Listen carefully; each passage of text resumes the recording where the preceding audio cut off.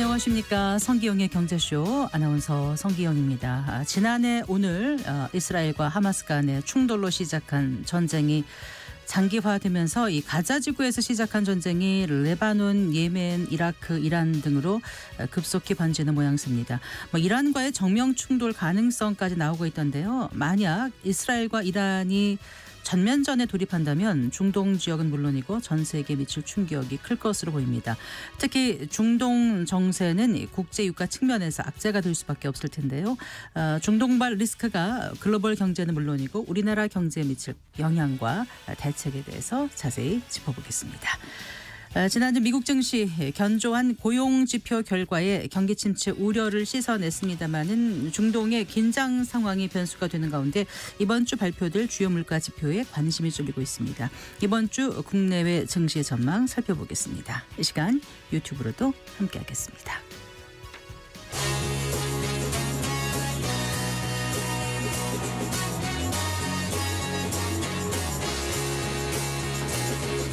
경제 시야를 넓혀드립니다.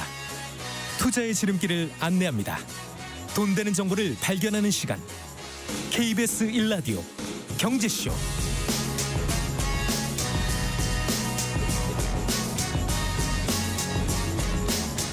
먼저 오늘의 주요 경제 뉴스부터 정리해드리겠습니다. 경제 뉴스 브리핑 손서구 경제평론가와 함께합니다. 어서 나오십시오. 네, 안녕하세요. 안녕하세요. 지난 2분기에 가계의 여윳돈이 많이 감소한 것으로 나타났다고요? 네, 한국은행이 오늘 발표한 자료를 보면 올해 2분기 가계와 비영리 단체의 순자금 운용액입니다. 이게 전 분기보다 36조 4천억 원이 줄어들어서요. 41조 2천억 원으로 집계가 됐습니다. 네. 여기서 이제 순자금 운용액이라는 개념을 알아야 되는데, 그러니까 주식이나 펀드 같은 것, 이른바 우리가 개인적으로 굴리는 돈들, 네. 이런 것들을 나타내는 게 이제 자금 운용액이라고 하고요. 또 빌린 돈을 또 집계한 게 자금 조달액이라는 게 있습니다. 네. 자금 운용액에서 자금 조달액을 뺀 나머지를 말하는 거니까 말 그대로 순수하게 여윳돈인 네. 셈이죠. 이 여윳돈이 이제 한 분기 만에 36조 4천억 원이 줄어든 것이니까 많이 줄었잖아요. 2분기에 뭔가 특별한 사유가 있었다는 건데, 이렇게 되면 가계가 굴리는 돈이 줄거나 아니면 빌리는 돈이 급격히 많아졌거나 그랬겠죠. 네. 그래서 어떻게 분석이 됐습니까? 분석을 해보니까 일단 자금 운용액, 그러니까 굴리는 돈을 한번 집계를 해보니까 1분기에 이게 79조 원이었는데 55조 7천억 원으로 2분기에는 또 줄었습니다. 네. 반대로 이제 빌린 돈을 보니까 자금 조달액이라고 말씀드렸죠. 1분기에는 1조 4천억 원, 2분기에는 이게 14조 6천억 원으로 급증을 했거든요. 네. 그러니까 굴리는 돈은 줄었고 빌린 돈은 많아졌네요. 그렇죠? 그러면 2분기 자금 운용액이 일단 줄어든 것, 그러니까 굴리는 돈이 줄어든 건 일단 계절적인 요인이 있는 게 1분기에 연초에 지급되는 상여금, 각종 성과급 이런 것들이 이제 들어오지 않습니까? 이렇기 때문에 1분기에는 좀 이래 운용액 측면에서 일시적으로 늘어난 면이 있고요. 2분기에는 그런 게 없으니까 제자리로 돌아간 측면이 있죠. 네. 반면에 이제 자금 조달액 즉 빌린 돈이 10조 원 이상 늘었다는 거잖아요. 이거는 주택담보대출 같은 금융 차입이 늘었기 때문이란 분석이 나옵니다. 2분기에 부동산 가격이 이제 오름세를 보이기 시작하면서 주택 매수 수요가 일시적으로 늘어났기 때문에 이런 주택담보대출 같은 금융 차입이 늘었다는 설명을 지금 한국은행이 내놓고 있고요. 한마디로 이제 집 사느라고 가계 여윳돈을 많이 썼다, 이런 얘기가 되겠죠. 네. 국토부 국정감사가 오늘 있었지 않습니까? 네. 근데 여기서 이제 박상우 장관이 집값이 안정될 것이다, 이런 얘기를 했어요. 네, 박상우 교통부 장관 오늘 국정감사에서 주택 가격 전망을 묻는 질문에 대해서 일단은 전제로 지금 집값이 오른다고 하는 거는 전국적인 현상이 아니다라는 점을 강조를 했어요. 그러니까 서울 아파트 중에서도 선호 지역, 그 중에서도 신축 위주로 가격이 많이 올랐던 거지 전국 단위로 보면 보합 수준에 불과하다. 오히려 지방은 많이 떨어져 있다, 이런 이야기를 했고요. 네. 그래서 결국 지금 흐름으로 보면 전국적으로 집값은 안정세로 갈 것이다, 이런 진단을 내놨습니다. 네. 한편 서울 수도권 주택시장 과열의 원인으로 지목돼 왔던 대출 증가세, 특히 주택담보대출, 지난달에 증가세가 확연히 꺾인 것으로 나타났습니다.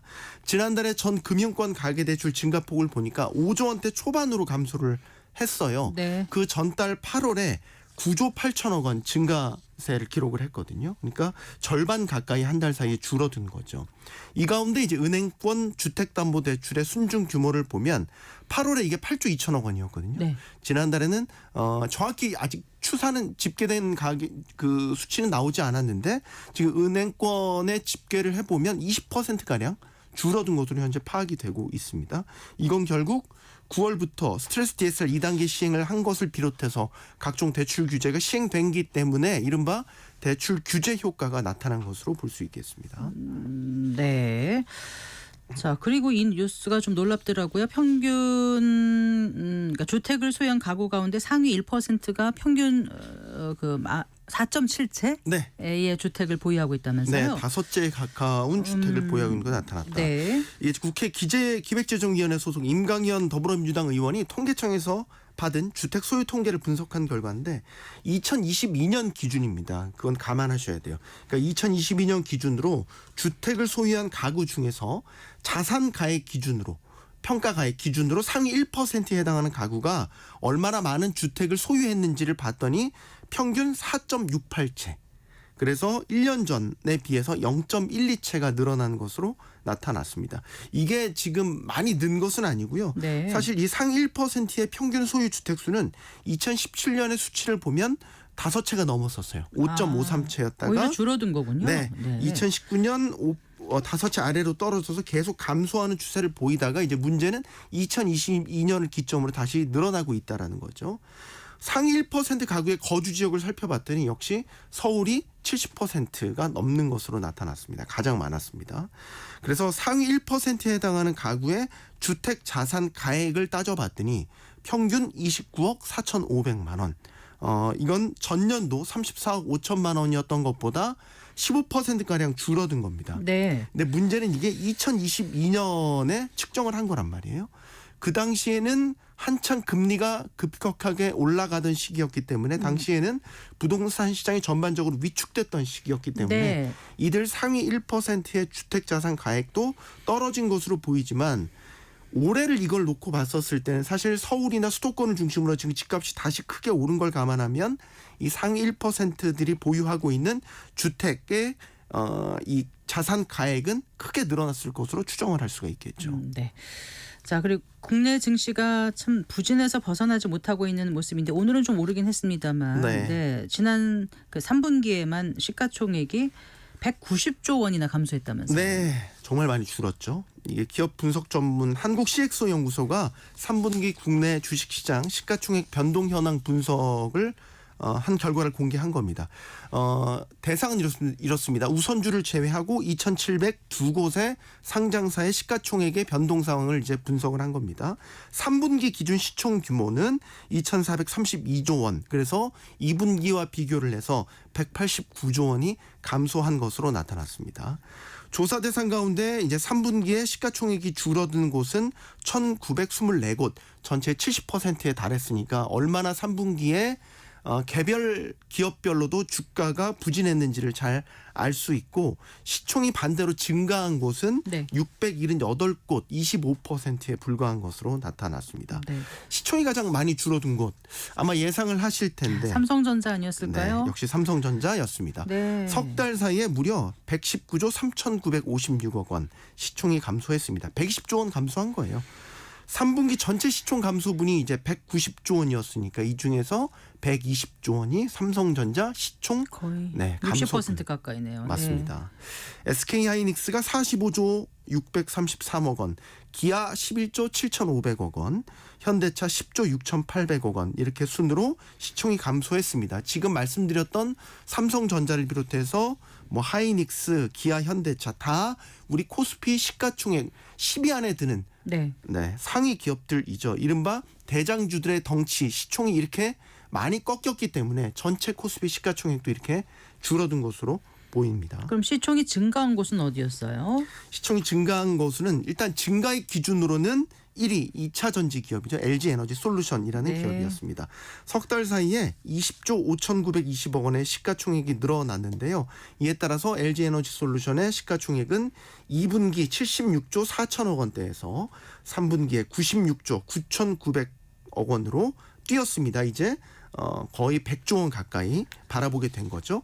2위는 17조 7,935억 원의 시가총액이 불어난 삼성 바이오로직스가 차지를 했고요. 네. 이어서 유한양행, 셀트리온, 신한금융지주 등의 순이었습니다. 지금 경영권 분쟁을 한창 겪고 있는 고려아연. 이른바 뜨거운 기업 고려아연의 경우에는 3분기에 시가총액이 3조 5천억 원이 늘어서 시총순위가 46위에서 27위로 껑충 뛰어 올랐는데 이거를 네. 뭐 아주 긍정적으로 볼 수 없는 거는 아시겠지만 뭐 지난달까지만 해도 50만 원대에 머물렀던 주가가 9월부터 공개 매수가 시작되면서 이것에 대한 기대감으로 지금 70만 원대로 주가가 급증한 영향이 여기에 반영됐기 때문입니다. 네, 오늘은 78만 원으로 마감했네요. 네. 네, 잘 들었습니다. 고맙습니다. 감사합니다. 경제뉴스 브리핑 손서구 경제평론가와 함께했습니다.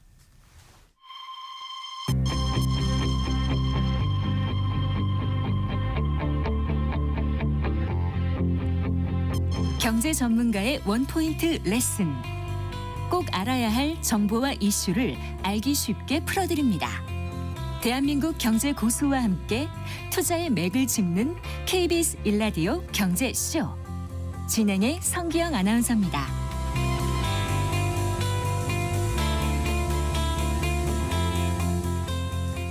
아, 2023년 그러니까 지난해죠. 10월 7일 팔레스타인 무장정파 하마스의 공격으로 가자 전쟁이 시작된 지 오늘로 꼭 1년입니다. 이스라엘과 하마스 간의 충돌로 시작한 전쟁이 뭐 레바논, 예멘, 이라크, 이란 등으로 이제 급속히 번지면서 뭐 5차 중동 전쟁으로 치달을 수 있다 이런 우려까지 나오고 있는 상황인데요. 이스라엘이 자국에 대한 그 이란의 미사일 공격에 재보복 의사를 밝히면서 이제 뭐 이란의 석유 생산 시설 그리고 핵 시설 등이 표적이 될 수 있다 이런 보도까지 나오고 있는 상황입니다. 자, 현재 어떤 상황인지 좀 짚어보고요. 확전이 될 경우에 이게 글로벌 경제, 우리 경제에 미칠 파장 어느 정도일지 오늘 자세히 짚어보겠습니다. 대외경제정책연구원 이권형 선임연구위원 스튜디오에 모셨습니다. 반갑습니다. 네, 안녕하세요. 안녕하세요. 이제 가자 전쟁이라고 하잖아요. 이제 네. 발발한 지 벌써 1년이 됐네요. 근데 이제 이게 점점 확전 양상을 띠더니 이제는 뭐 5차 중동 전쟁이란 표현까지 나와서 네. 좀 많이 이제 우려가 됩니다. 이 오랜 역사를 간단하게 요약하는 게 좀 네. 힘드시겠지만 그래도 네. 어떻게 여기까지 오게 된 건지 청취자분들 이해를 돕기 위해서 좀 설명을 예, 부탁드릴게요. 알겠습니다. 지금 말씀 주신 것처럼 한 1년이 이제 막 지났는데요. 전쟁의 출발점은 이제 작년 10월 7일 오전에 하마스의 기습 공격으로 시작이 됐습니다. 네. 그때 한 1,200명 정도의 인명피해가 있었고 네. 한 250여 명 정도의 인질이 끌려가는 사태가 있었었는데 네. 이스라엘 입장에서는 굉장한 충격으로 다가왔습니다. 왜냐하면 하마스가 그동안 계속 그 분쟁은 있었지만 경계선, 그러니까 장벽을 넘어서 온 적은 처음이었거든요. 네, 네. 그래서 그만큼 이제 정신적인 트라우마가 많은 상태였었기 때문에 네. 이스라엘은 이제 지상군을 투입할 수밖에 없었고요. 그러다 보니까 이제 가자 지구에는 현재 뭐 4만 명이 넘는 사망자가 나타날 정도로 이렇게 돼 있었습니다. 네. 그러다가 좀 중요한 것이 이제 이란이 등장을 하는데요. 네. 이란은 그동안 한 6개월 정도는 전략적 인내라고 해서 특별하게 개입은 하지 않았었습니다. 그런데 네. 4월 1일에 시리아에 있는 이란 영사관을 이스라엘이 공습을 하면서 네. 이제 이란과 이스라엘 간의 상호 공습이 벌어졌죠. 그런데 그때도 그렇게 크게 확대되지는 않았고 서로 이제 자제하는 이제 그런 상태였거든요. 네. 근데 최근의 상황처럼 이제 발전하게 된 것은 7월 말부터입니다. 헤즈볼라하고 이제 전면전이 이루어지게 되는데 7월 30일 날에 헤즈볼라 사령관인 이제 푸아드 슈쿨가 폭사를 하고 또 하마스 정치국장인 이스마일 하니에도 이제 테헤란에서 암살이 되고 맞아요. 네. 그러다가 그게 7월이었죠. 그렇죠. 네. 7월 말에 이렇게 됐었고 그다음에 9월 중에는 뭐 무선 호출기 폭발이라든지 뭐 워키토키 폭발이라든지 기억납니다. 그다음에 네. 하산 나스랄라가 사망하기도 하고 네. 그러면서 크게 번졌고 하산 바로 나스랄라는 이제 헤즈볼라, 헤즈볼라 레바논 수장이죠. 그 무장 정파, 예. 네, 수장이요. 예. 네. 근데 지난주에는 또 이란이 지금까지의 사태에 대해서 약간의 보복성으로 이스라엘 또 한 200발 정도의 탄도미사일을 발사를 했습니다. 네. 그러다 보니까 이제 또 이스라엘은 어떻게 대응할 것인지 그것에 대해서 좀 우려가 좀 많아지고 있는 상황입니다. 네, 정말 중동의 앙숙인 이란과 이스라엘이 이제 전면전으로 맞붙게 되는 건지 네. 세계의 그 시선이 집중되고 있는데요. 일단 이스라엘이 이제 그 자국에 대한 이란의 미사일 공격에 이제 재보복 의사를 밝힌 거 아닙니까? 네. 근데 이제 표적이 이란의 석유 생산 시설 네. 그리고 핵 시설 등이 될 수 있다 이런 얘기까지 네. 나오고 있어요. 근데 지난주 금요일이었던가요? 이제 조 바이든 그러니까 미국 대통령이 이제 기자들과 만난 자리에서 네. 이란의 이제 석유 시설 공격 가능성에 대한 질문에 논의 중이다. 네, 예, 그렇죠. 이렇게 해가지고 또 예. 발칵 뒤집어졌습니다. 물론 네. 그 이후에 또 다시 또 약간 좀 반대 안정이 입장을 됐죠. 한 예. 건가요? 어떤 예, 거예요? 처음에 그 얘기가 이제 전해졌을 때는 네. 한 5% 이상 이제 WTI 유가가 올랐거든요. 그러니까 굉장히 최근에 어떤 추세에 비추어 보게 된다면 굉장히 많은 폭으로 올라간 것이고요. 그래서 그 전에는 70달러 밑에, 그러니까 배럴당 70달러 밑에 수준이었는데 73.7달러까지 올라간 상태였고요. 그만큼 이제 전 세계에서 이제 이 사태에 대한 관심이 많다는 것이고 또 이렇게 석유 시설에 대한 그런 공격을 하게 된다면 당연히 이제 유가가 올라갈 것이기 때문에 투기적인 매수세가 좀 많이 증가하면서 이런 사태가 이제 발생을 하게 되었습니다. 네, 그래요. 그 어쨌거나 말 한마디에도 이렇게 이제 그때 그 국제 유가가 네. 얼마까지 올랐었죠? 70 WTI 73.7달러고 기준으로. 예, 네. 그다음에 그 다음 날에 한 0.9% 올라가 가지고 현재 74.4달러로 되어 있습니다. 네. 그렇게 이제 말 한마디에도 국제 유가가 급등하고 출렁이는데 실제 이스라엘이 석유 시설에 대해서 공격을 한다라면은 파장이 어느 정도까지 들 거라고 보세요? 네. 굉장히 상상하기 어려울 정도로 큰 혼란이 생길 거라고 생각이 되는데요. 네. 만약에 석유 시설을 공격을 한다고 하면은 이제 석유 시설에도 여러 가지가 있는데 뭐 시추기도 있을 수가 있고 뭐 송유관도 있을 수가 있고 네. 또 원유를 수출하는 터미널도 있을 수가 있거든요. 네. 근데 현재 나오는 얘기로는 가장 유력한 곳이 이란이 이제 수출을 할 때 대부분의 원유가 이제 나가는 그 수출 터미널이 있는데 그게 페르시아만 쪽에 카르그 섬이라고 있습니다. 카르그 섬. 예, 네. 예. 거기를 이제 타격할 가능성이 크다라고 이제 보고 있고요. 네. 근데 그 이란이 지금 생산하는 양을 생각을 해보면 약 한 350만 배럴 정도, 일일 350만 배럴 정도 생산을 하는데 이게 네. 세계 전체 공급의 한 3.5%를 차지하고 있습니다. 그리고 그 중에 절반 정도가 이제 수출이 되는 것이거든요. 네. 네. 중에 많은 부분은 이제 중국으로 많이 수출이 되긴 하지만 그렇다고 하더라도 160만 배럴 정도의 수출량이 없어진다고 하게 되면 이제 대체 물량을 찾아야 되기 때문에 이제 유가가 올라가는 것은 뭐 당연히 예상할 수 있는 일이고요. 네. 근데 더 중요한 것은 이제 이란이 그런 공격을 당했을 때 다시 또 재공격을 할 가능성도 있지 않습니까? 그렇게 되면은 더 큰 문제가 생긴다는 것이죠. 네. 지금 이란의 입장에서는 만약에 이스라엘이 석유수를 공격을 한다고 하면 네. 이란 입장에서는 걸프 쪽에 있는 다른 산유국들, 뭐 네. 사우디아라비아나 뭐 UAE나 쿠웨이트를 공격을 한다고 하고 있거든요. 그러니까 이란이. 네. 그러니까 상당히 좀 관련제 될까라는 생각도 들긴 하지만 네. 그런 식으로 이제 위협을 하고 있는 상황이기 때문에 네. 그렇게 된다고 하면은 굉장히 더 큰 혼란이 생기게 되고 또 이제 후티 세력이 이제 이란의 지원을 받고 있는데 네. 네. 후티하고 사우디아라비아하고 서로 사이가 안 좋습니다. 서로 이제 내전까지 했었기 때문에 네네. 그래서 후티가 만약에 이란을 지원한다는 차원에서 사우디를 공격을 한다. 하게 되면 그 가능성도 계속 얘기가 나왔었거든요. 네. 그렇게 된다고 하면은 이제 석유의 중동 국가, 중동 지역의 어떤 유전들에 대한 큰 문제가 생겨가지고 세계 석유 공급이 큰 이제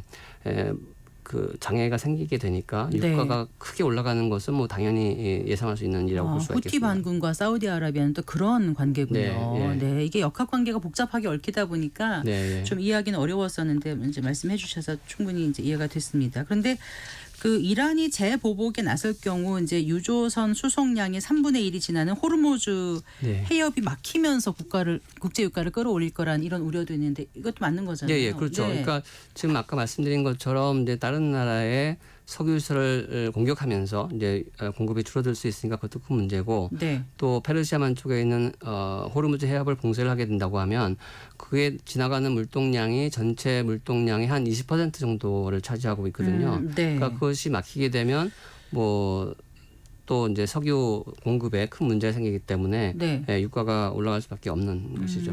네. 저는 어렸을 때라서 크게 이제 기억을 잘 못하는데 네. 그 오일 쇼크를 기억하시는 분들이 굉장히 많으시더라고요. 어르신 네, 예. 분들은. 근데 1차는 1973년인가 그랬고 있었고요. 2차가 아마 1979년 년도에 있었습니다. 그래서 한 네. 81년도까지 네. 됐던 것 같아요. 근데 네. 그 당시에 엄청나게 자고 일어난 물가가 오른다 네, 예. 이렇게 할 정도로 굉장히 힘들었던 거를 기억하시는 분들 많으시거든요. 그래서 네, 예. 2차 오일 쇼크하면 뭐 진절머리 난다 이런 분들 계시는데 네, 예. 혹시 이번이 이제 그때가 4차 중동 전쟁 이후에 그렇게 된 거잖아요. 그렇죠, 근데 예. 이번에 나오는 얘기가 5차 얘기가 나오는 거잖아요. 네, 예. 그러면 그때처럼 제2차 네. 오일 쇼크 79년 때처럼 그런 게 재현되는 게 아닌가 네, 예. 이런 우려가 너무 섣부른 건가요? 어떻게 보세요? 그 70년대 그 석유 위기를 보게 되면 네. 73년도에 배럴당 한 3달러였다가 네. 한 12달러, 한 네. 3배, 4배 정도가 올라간 거거든요. 아, 네. 그러니까 그렇게 그걸 따지게 되면 지금 유가에서 한 뭐 300달러까지 올라가야지만 이제 그렇게 되는 수준이기 때문에 네. 그 사람이 느끼는 이제 체감. 그런 체감도는 이제 그렇게 크지는 않겠지만 그렇다고 하더라도 뭐 유가가 지금 현재 70달러 초반에 있는데 예를 들어서 뭐 90달러, 100달러까지 올라가게 되고 뭐 그 이상으로 올라가게 된다고 어디선가는 하면 200달러까지 얘기하는 예, 것도 그런 있더라고요. 예상도 하고 있습니다. 네. 그래서 그렇게 된다고 하면은 경제적으로 뭐 전 세계 경제적으로 큰 문제가 생길 수밖에 없는 네. 것이죠. 지금 보복에 재보복에 거기에 또 재보복 이런 얘기까지 시나리오를 지금 생각을 하면은 이제 예. 최악이 되는 거지만 예, 예. 일단 이란 입장에서는 사실 전면전은 원치 않을 것 같다는 생각은 들거든요. 네, 예, 예. 그래서 이스라엘이 추가 보복 안 하면 보복 공격은 종료된다 이렇게 표현을 할 정도로 사실 속내는 네. 그렇게 하고 싶지 않을 것 같다는 생각도 네, 드는데 맞습니다. 어떻게 예, 보세요? 그러니까 네. 이란 입장에서는 그러니까 전쟁이 확전되는 것이 결코 유리하지는 않죠. 경제 상황도 안 왜냐하면 좋죠. 뭐 이란 내 인플레도 문제도 네. 있고 또 이제 현재 제재를 받고 있기 때문에 네. 석유 수출도 잘 안 되는 상태이고 맞습니다. 네. 또 최근에 페제시키안 대통령이 새롭게 취임을 했는데 네. 그 대통령은 좀 개혁파입니다. 강경 보수파가 아니라 네. 그러다 보니까 이제 미국과의 관계도 좀 개선을 해야 되고 좀 더 좋은 분위기에서 출발을 하려고 했는데 이런 상황이 닥치니까 굉장히 좀 어려운 상황에 닥쳐 있는 거거든요. 그래서 네. 그런 문제들이 좀 빨리 해소가 돼야지만 이란도 좀 더 정상적으로 국가가 될 수가 있고 네. 중동 지역의 평화가 올 수가 있을 거라고 생각이 듭니다. 네.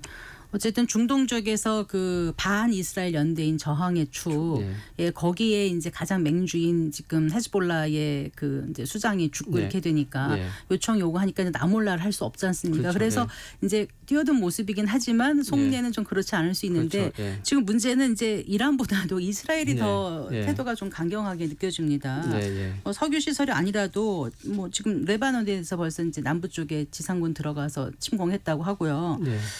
이스라엘이 계속 이렇게 판을 좀 키운다, 그러니까 네. 확전을 한다. 그 네. 이유는 뭐라고 보세요? 이스라엘을 좀 이해를 하고자 한다면 네. 이제 이스라엘 입장에서는 지난 이제 10월달에 있었던 하마스의 공격이 네. 하마스가 공격을 한 것이 아니라 이란이 공격을 한 것이다라고 이해를 하고 있습니다. 배후에 당연히 이란이 있다. 예, 네. 그러니까 하마스가 공격을 했을 때 당연히 이제 이란의 지원이 있었고 그다음에 헤즈볼라하고 후티 세력이 같이 또 연대해서 공격을 했는데 그 네. 두 단체도 역시 이란의 지원을 받고 있고요. 또 시리아의 민병대라든지 뭐 이라크의 민병대, 그 네. 시아 민병대가 또 지원을 했기 때문에 이스라엘 입장에서는 이것이 하마스에서 시작한 것이 아니라 네. 이란에서 시작이 된 것이라고 보고 있고 그렇다 네. 보니까 뭐 하마스를 괴멸 한다든지 뭐 헤즈볼라를 괴멸한다고 하더라도 이란까지 타격을 해야지만 이스라엘의 안보 위협이 없어진다고 생각을 하고 있거든요. 네. 그러니까 우리가 보기에는 이제 전쟁의 전선이 확대된다고 보고 있지만 이스라엘 입장에서는 반드시 거기까지만 가야지만 안보 위협이 줄어든다고 생각을 하고 있기 때문에 네. 이스라엘 입장에서는 최종적인 목표는 그 이란의 핵시설까지 무력화시키는 것까지 생각을 하고 있는 것이거든요. 그러니까 네. 그러다 보니까 지금 이제 이스라엘이 재공격을 할 때 네. 뭐 핵시설을 한다 아니면 뭐 석유시설을 한다라는 얘기가 나오는 게 바로 그런 이유라고 생각을 하고 있고요. 네. 또 이스라엘 입장에서는 지금처럼 좋은 기회가 없다라고 생각을 하고 있습니다. 그러니까 네. 저항의 축을 분쇄하는 데 있어서 왜요? 왜냐하면 최근 하마스는 이미 좀 거의 괴멸된 상태가 돼 있고 네.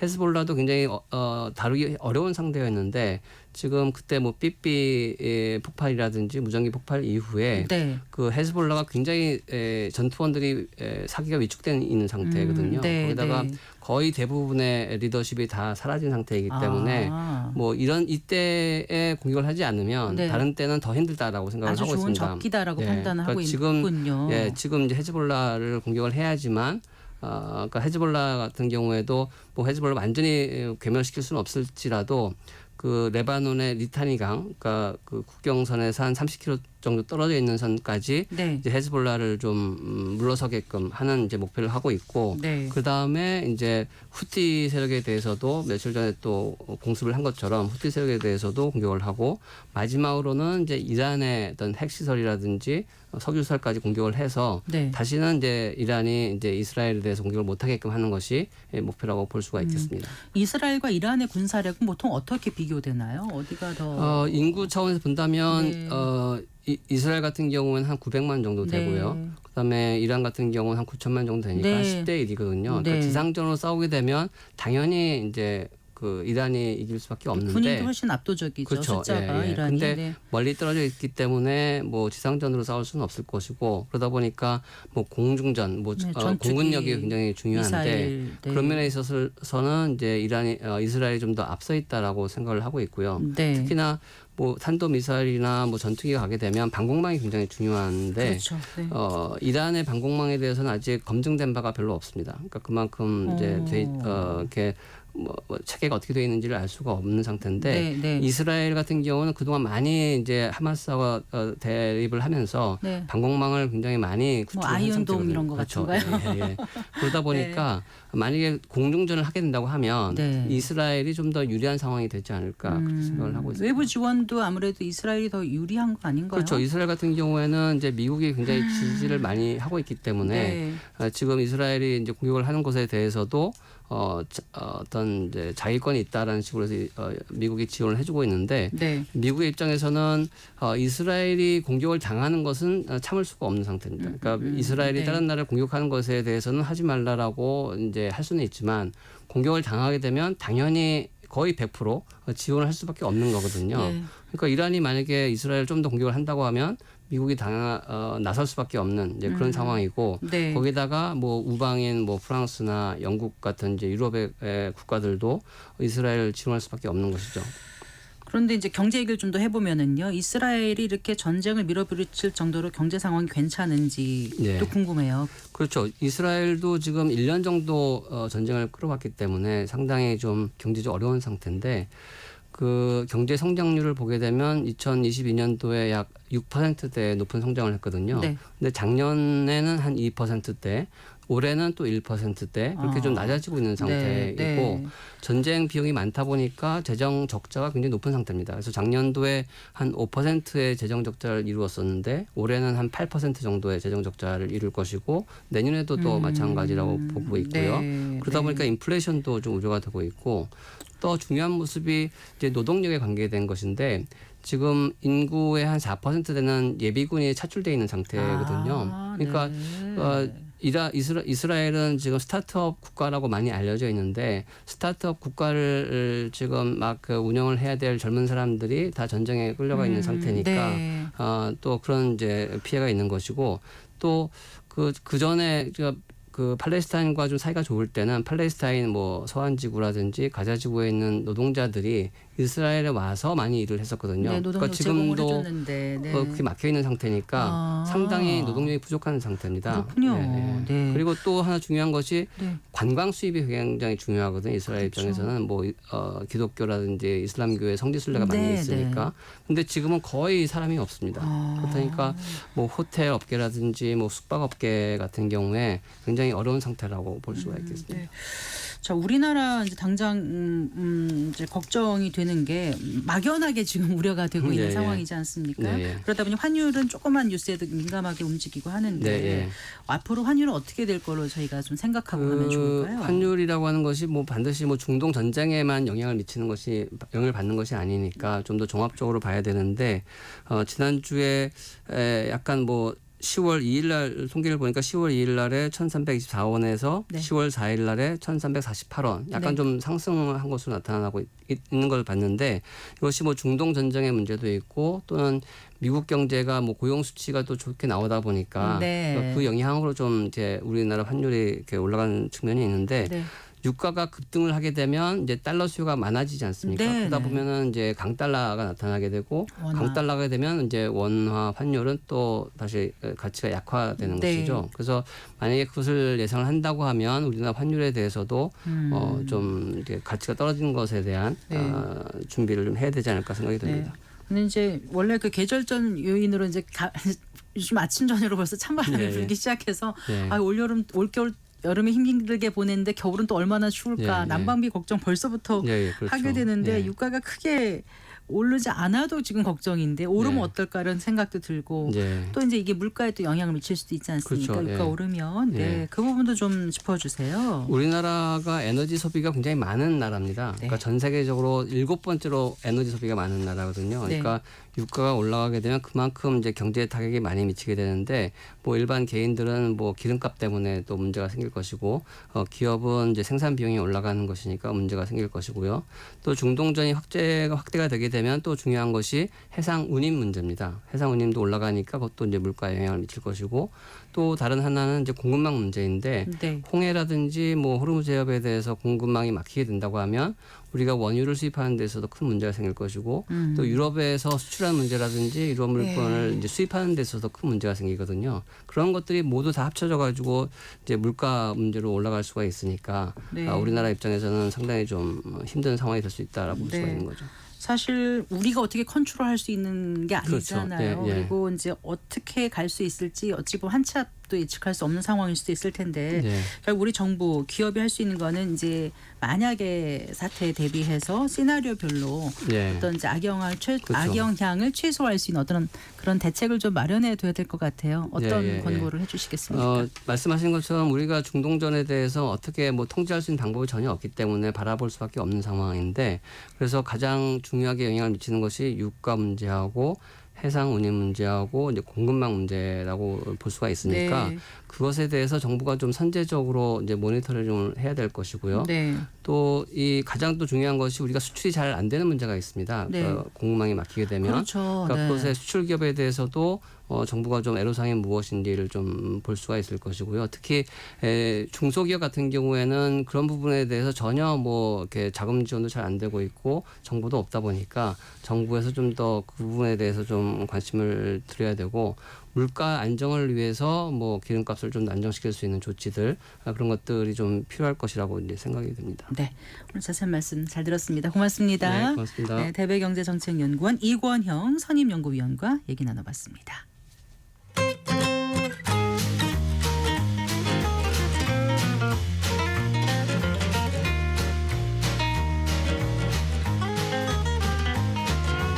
경제 맛집 투자 핫플. 지금은 돈 벌기 딱 좋은 시간. KBS 1라디오 경제쇼.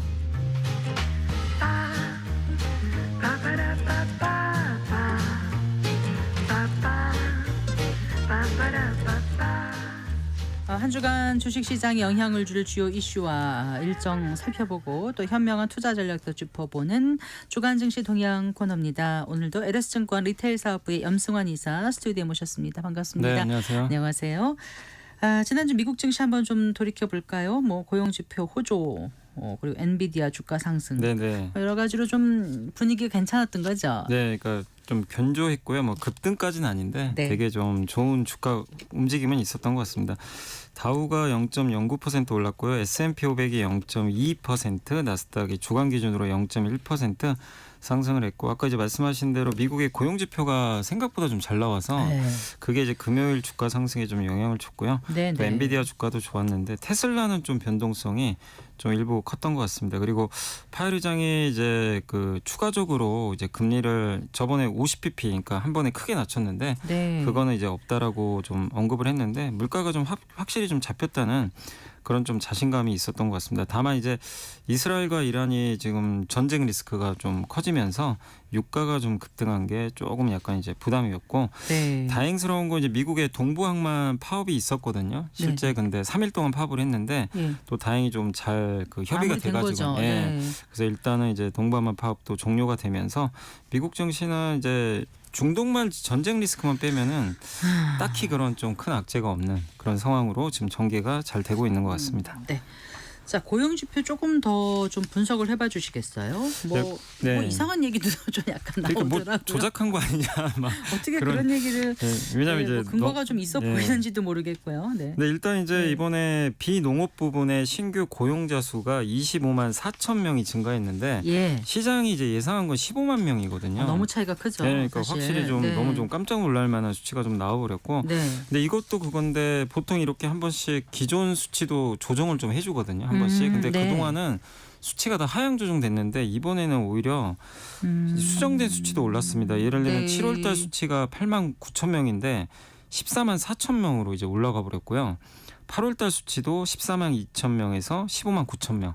그러니까 이제 기존에 발표된 것도 네. 이제 조정을 했더니 다 올라가 버린 거예요. 어. 그러니까 이제 생각보다 지금 고용이 뭐 지금 좋게 나오고 특히 교육 쪽하고 의료 쪽이 좋았다고 합니다. 네. 근데 이제 이것만 좋았으면 아이 너무 일시적인 거 아닌가 이럴 수 있는데 네. 많은 이제 부분에서 뭐 레저나 건설 쪽에서도 고르게 좀 고용이 증가해서 이번 고용 데이터는 이제 뭐 일부 증권사에서 A+ 줘야 되는 거 아니냐 학점 네. 이런 좀 평가도 있었는데 근데 왜 조작 얘기가 좀 자꾸 나오냐면 왜 그런 거예요? 일단 왜냐하면 고용 지표에 선행하는 지표 중에 몇 개가 네. 좀 사실 좀 꺾이고 있거든요. 그러니까 고용에 선행하는 게 임시 서비스직인데 네. 이게 좀 꺾이고 있고 또 미국의 그 ISM에서 발표하는 그 제조업 지표 이제 네. 설문조사를 하는데 거기 유독 또 고용이 안 좋아요. 왜냐하면 이제 아. 대선 앞두고 있으니까 채용을 좀 미루거든요. 네. 근데 그런 걸 보면은 고용이 안 좋은 것들도 보이는데 이번에 고용 보고서가 또 너무 좋으니까 일부에서는 이제 이거 음모론도 제기를 하고 있어요. 사실 네. 뭐 미국이라는 나라가 그럴 것 같지는 않은데. 오. 네. 근데 어쨌든 이제 일부 리서치 쪽에서는 네. 좀 기업들의 언급과 고용 보고서가 좀 너무 다르다 보니까 네. 기업들의 내용은 좀 고용이 좀 차갑게 싣고 있는 것 같은데 너무 뜨겁게 나오다 보니까 지금 일각에서는 이거 대선 앞두고 좀 민주당이 유리하게 통계를 좀 만드는 거 아니냐. 왜냐하면 이제 근데 이런 공급관리자협회 아니에요, ISM? 네, 근데 ISM. 거기서 늘 하던 건데 거기에 무슨 다른 변수가 끼어들려지고 근데 이제 있었을까요? 여기는 안 좋은데 왜 네. 고용 보고서 이렇게 좋게 나오냐 이거죠. 네, 실제 발표된 고용 보고서. 보고서는 네, 좋게 나오니까 정부에서 네, 하는 거니까 통계를 좀 약간 이제 마사지한 거 아니냐. 이거는 좀 음모론이에요. 음모론인데. 근데 어쨌든 이제 그런 시각, 그러니까 이런 시각이 나왔다는 건 뭐냐면 그만큼 우리 예상보다 너무 이제 고용이 생각보다 좀 잘 나왔다. 네. 이렇게 좀 보시면 좋을 것 같고 7월에 우리가 걱정을 많이 했잖아요. 허리케인 때문에. 아 맞아요. 그때 네. 증시가 한번 난리가 났는데 언제 그랬냐는 듯이 너무 고용이 좋게 나와서 네. 그래서 시장은 지금 굉장히 안도를 하고 있다. 네. 이렇게 보시면 되겠습니다. 실업률은 얼마로 나왔다고요? 실업률이 이제 4.1인데 네. 7월에 그때 나왔을 때가 4.3이었고 네. 지난달에 그래서 충격받아요. 4.2였죠. 네, 4.2. 예. 그러니까 낮아지고 있잖아요. 예. 그러니까 시장이 원하는 데이터가 지금 나와주고 있기 때문에 네. 일단 이제 고용 부분은 조금 이제 안심을 하고 있다라고 보시면 되겠습니다. 알겠습니다. 자 이렇게 좀 지난주 견조하다고 표현을 하셨는데 그런 좋은 증시 흐름에도 이제 좀 불안한 게 결국은 이제 그 이란과 네. 이스라엘의 그 대치 아니겠습니까? 네. 네. 앞으로 어느 정도로 지금 이제 증권가에서는 예상을 하시는 건지 확전 가능성의 전면전 양상에 대해서. 근데 이게 이제 전면전까지는 갈지 모르지만 지금 제일 우려되는 게 석유 시설 타격한다고. 그렇죠. 예. 네. 그걸 타격을 하면 근데 이제 석유 시설 타격을 해도요. 큰 영향을 주긴 그렇게 쉽지는 않은 게 왜냐하면 이란이 세계 석유 시장 점유율이 3%밖에는 아직 안 돼. 네, 공급이 네. 많지는 않기 앞서서도 때문에. 잠깐 얘기는 네. 하셨습니다. 네. 근데 이제 문제는 아까도 말씀하셨죠. 호르무즈 해협 통해서 가는 원유 수송량이 20%거든요. 전 세계. 그러니까. 근데 여기가 막혀버리면 우리나라도 이제 그쪽 통해서 받다 보니까 네. 영향을 좀 줄 수 있어서 이제 관건은 해상 봉쇄에 들어갈 수 있겠느냐. 근데 이제 이것도 좀 들여다봐야 되는 게 이란이 어쨌든 지금 미국이 제재하는데도 원유 수출을 하는 이유가 중국이 이걸 받아주고 있거든요. 근데 이제 이란 입장에서 나쁘지가 않죠. 네. 통제된 상황에서 중국이 사가니까 네. 이제 그걸로 돈을 벌 수가 있잖아요. 재원을 마련할 수 있기 때문에 이런 상황에서 이것 때문에 또 호르무즈 해협도 봉쇄하고 수출을 만약에 이제 자기네들이 중단을 해버리면 또 이제 이란 입장에서는 또 재정에 좀 문제가 생길 수 있기 때문에 과연 호르무즈 해협까지 통제할지 그건 좀 지켜보시면 좋겠고 네. 어쨌든 석유 시설 아직까지는 타격을 뭐 논의 중에 있다라는 바이든 대통령 발언도 있었지만 네. 또 그 다음에 또 말을 또 바꾸더라고요. 아닌 것 같다. 그러니까 그래서 명확하게 알 수 없는데 지금 시장의 분위기로 봐서는 실제 뭐 감행할까 약간 이제 그런 식의 좀 생각은 하고 있는데 왜냐하면 이제 석유시설 타격하는 순간 이게 전면전으로 또 갈 수도 있는 거다 보니까 그래서 이스라엘 입장에서도 좀 부담스럽지 않냐 이런 좀 우려는 있는 것 같습니다. 그러나 이거는 뭐 우리가 판단할 문제는 아니고 다만 이 이슈만 아니면 유가가 계속 안정화될 가능성이 높은 게 12월부터 오펙 플러스가 네. 이제 증산 들어가거든요. 그동안 감산을 했잖아요. 네, 근데 네. 이게 끝나요. 네. 근데 본격적으로 이제 증산이 들어가니까 네. 공급이 늘어날 가능성이 지금 높고 오펙 말고도 지금 뭐 브라질도 그렇고 가이아나라고 많이 들어보셨을 거예요. 네. 거기도 이제 생산량 늘어나니까 공급은 전쟁 빼면은 구조적으로 좀 느는 분위기라 유가의 상승 압력은 예전에 러시아 우크라이나 전쟁 때랑 많이 비교하는데 근데 러시아는 전 세계 점유율이 10%가 넘어요. 네. 그러니까 그거랑 비교하기는 조금 좀 어렵다. 아, 이렇게 좀 생각은 하고 그러네요. 있습니다. 네, 그 자율주행 기업이죠 웨이모. 네, 네. 여기하고 이제 현대차가 그 전략적 파트너십을 체결했다고요? 네, 맞습니다. 네, 이 얘기도 좀 해주실까요? 네, 그러니까 웨이모와 현대차가 이제 파트너십 맺었다고 하는데 구글의 자회사고 이제 자율주행을 지금 하고 있는 회사인데 네. 구글은 근데 직접 차를 만들지 않다 보니까 차를 이제 어디서 이제 위탁 생산을 맡기거든요. 근데 그 회사가 이제 보통 중국의 지리자동차 네, 네. 여러 회사도 있었고 몇몇 이제 제규어라는 뭐 브랜드도 아마 들어보신 분들 계실 거예요. 거기에 이제 위탁 생산 차 앞에 맡겼는데 제규 한 마리가 이렇게 있는 거예요. 근데 현대차랑 손을 잡았어요. 아. 근데 현대차가 지난 8월에 CEO 이제 투자자의 날에서 얘기를 했습니다. 우리 그 자율주행차 위탁 생산 사업 할 거라고. 근데 그 후에 지금 파트너십을 맺었거든요. 아. 근데 그 일환으로 지금 된 것 같고 네. 10월에 그 미국의 조지아 공장이 이제 가동을 하는데 어디요? 거기가 네. 전기차 전용 공장입니다. 네, 그래서 네. 거기서 아마 위탁 생산해가지고 내년 10월에 아마 여기에 납품을 할 걸로 보이는데 시장에서 이렇게 평가를 합니다. 그 미국 상무부가 이제 중국의 자율주행 소프트웨어가 들어간 차는 27년 모델부터 사용하지 말라 그랬거든요. 네. 근데 지금 지리자동차랑 지금 협업하고 있잖아요. 중국산 자동차랑 구글이. 네. 근데 그걸 배제하고 아. 대신에 그 빈자리를 현대차로 채우는 거 아닌가. 그래서 이건 미중 갈등 속에서 네. 현대차가 좀 수혜받는 부분도 있다라는 분석이라서 오늘 현대차 그래서 주가가 한 3% 정도 좀 올랐다라고 보시면 되겠습니다. 네. 그러면 일단 국내 자동차하고 배터리 기업에게는 괜찮은 거죠? 네, 일단은 상당히 좀 긍정적이고 또 한 가지가 그 이유가 주말에 이제 나왔던 뉴스인데 중국산 전기차 관세 부과를 대규모 관세 네, 확정했죠. 거기에 이제 아마 네. 뉴스 보요. 그래서 오늘 45.3%요? 네. 그래서 오늘 그 2차 전지주들이 다 급등을 해버렸어요. 현대차도 그런데 네. 이게 왜 호재냐면 일단 이제 이거는 그 전부터 이제 뉴스가 나왔던 건데 이번에 투표를 했죠. 이제 왜냐하면 투표를 해서 EU 많은 국가들이 찬성을 해야 이걸 시행을 할 수가 있거든요. 근데 독일이나 헝가리 같은 5개국만 반대표를 던졌고 네. 10개국이 찬성했는데 12개국이나 기권을 했어요. 아, 근데 그래요? 기권은 사실상 찬성이라고 이렇게 간주를 한다고 합니다. 네. 그래서 일단 이번에 통과가 됐고 그러면 중국에서 만드는 차가 유럽에 갈 때 관세가 부과되는데 네. 기존에 10% 원래 부과가 되는데 여기에 이제 더 추가 관세가 붙는 건데 예를 들면 테슬라도 중국에 공장이 있어요. 여기서 실제 유럽으로 가거든요. 네. 그러면 19% 관세가 네. 이제 테슬라도 이제 부과되고요.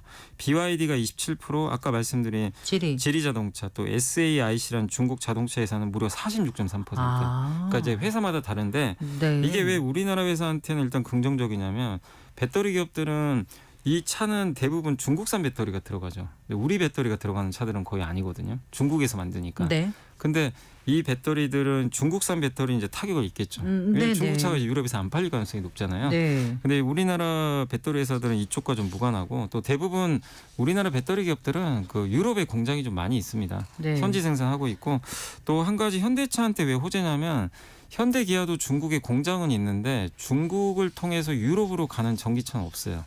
아. 수출이 없어요. 네, 그러니까 네. 대부분 저기 우리나라 국내 공장하고 현재 그 유럽 공장에서 이제 유럽에 나가거든요. 근데 이거는 관세 부과가 없어요.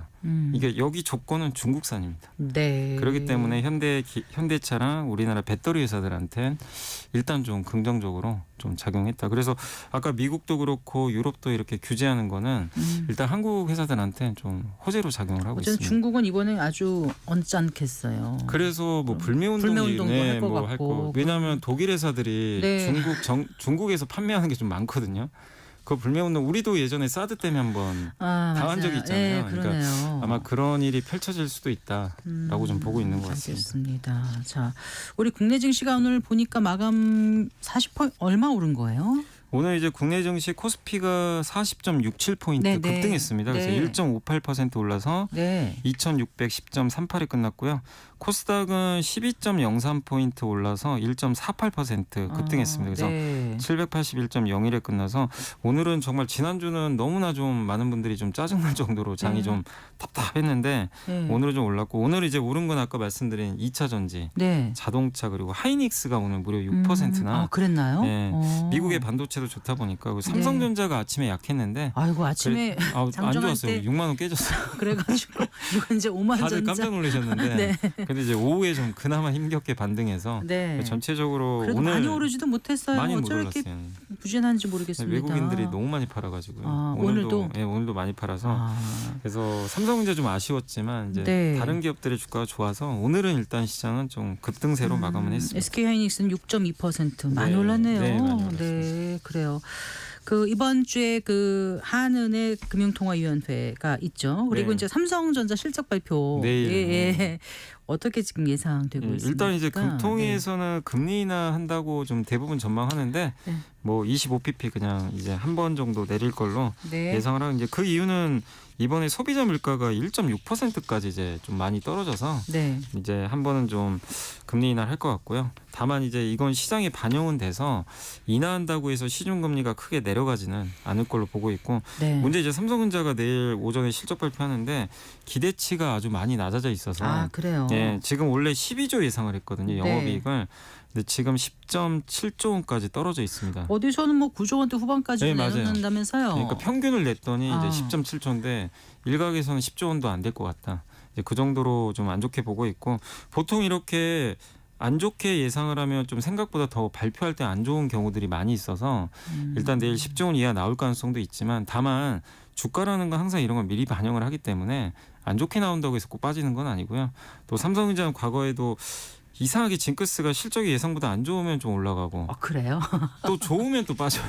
그게 좀 약간 징크스가 좀 있긴 있었습니다. 왜냐하면 이제 그게 다 과거 얘기다 보니까 네. 안 좋으면 이제 좀 나아지지 않을까 이 기대감이 있고 항상 먼저 반영을 합니다 주가가. 근데 네. 이번에 주가가 훨씬 더 먼저 선반영을 해서 급락을 했잖아요. 그렇기 때문에 내 실적이 안 좋게 나온다고 해서 뭐 그걸 실망하기보다는 향후의 전망이 더 중요할 것 같고 다만 삼성전자가 좀 관건이 엔비디아 오늘도 오후에 뉴스 나온 게 엔비디아에 뭐 일부 승인 받은 것 같다. 네. 대만에서 언론 보도가 하나 있었거든요. 네, 네. 그래서 엔비디아 그 HBM 반도체 통과 여부가 일단 4분기에 좀 가장 중요한 이슈가 또 될 것 같습니다. 그거예요. HBM 네, 맞습니다. 3E 8단 제품. 네, 그거 하이닉스는 이미 공급하고 있는데 아. 이제 삼성도 거의 임박했다라는 뉴스가 아까 나오긴 했습니다. 네, 지금 네. PBR이 뭐 1.1배라면서요? 역사적 거의 최저점이 아. 1.1배니까 더 이상 내려갈 때가 있을까요? 그러니까 정말 지금 굉장히 좀 많이 빠졌는데 네. 올라가기 위한 뭔가 좀 동력이 없어서 그게 조금 주가에 좀 부진함으로 작용하는 것 같습니다. 그렇다고 해서 삼성전자를 지금 많이 사두는 게 좋다 이렇게 말씀을 못 하시겠죠. 아니 저는 과거의 그 통계상으로 보면 네. 이렇게 안 좋을 때 사면 결과가 좋았고요. 네, 항상 모두가 흥분할 때 사면 또 안 좋아서 알겠습니다. 지금은 예, 좀 네. 괜찮다고 생각을 하고 있습니다. 자, 이번 주 어떤 그 증시 이슈라든가 일정을 좀 주목해 네, 그 외에 봐야 좀 될까요? 주목하실 게 내일 이제 10월 9일인데 새벽에 아마 결정될 것 같은데 세계 국채 지수. 아, 이번 주 수요일 한글날 우리 네, 쉬는 날. 쉬는 날 새벽에 아마. 한글날이 네, 10월 맞죠? 9일이 맞습니다. 제가 정신이 없습니다. 그래서 네. 그날 국채 지수 편입이 되면 세계 지수에 편입되면 아마 외국인 자금이 들어올 수 있어서 아, 좀 긍정적이고 네, 그다음에 10월 9일은 우리는 휴장이지만 FOMC 회의록이 공개되고요. 네, 10월 10일 아마 많이들 관심 가지시는 게 미국의 소비자 물가도 있지만 네. 테슬라가 드디어 이제 기다리던 그 로봇 택시를 아하, 네, 자율주행 택시죠. 요거를 공개하니까 네, 많은 분들이 아마 좀 잠을 못 주무실 것 같고 그다음에 10월 11일은 중국의 9월달 소비자 생산자 물가지수랑 네. 그다음에 금통이 아까 말씀드린 대로 금리 네. 결정하고 미국의 9월달 생산자 물가지수가 공개되니까 한번 네. 확인하시면 이 좋겠습니다. 로보택시 어디서 공개한다고 들었던 것 같은데. 그 LA에서 하는 걸로 제가 네, 네. 알고 있습니다. 알겠습니다. 잘 들었습니다. 고맙습니다. 감사합니다. 네, LS증권 리테일 사업부의 염승환 이사와 함께했습니다. 마칠 시간입니다. 성기영의 경제쇼 오늘 순서 여기까지입니다. 아나운서 성기영이었습니다. 고맙습니다.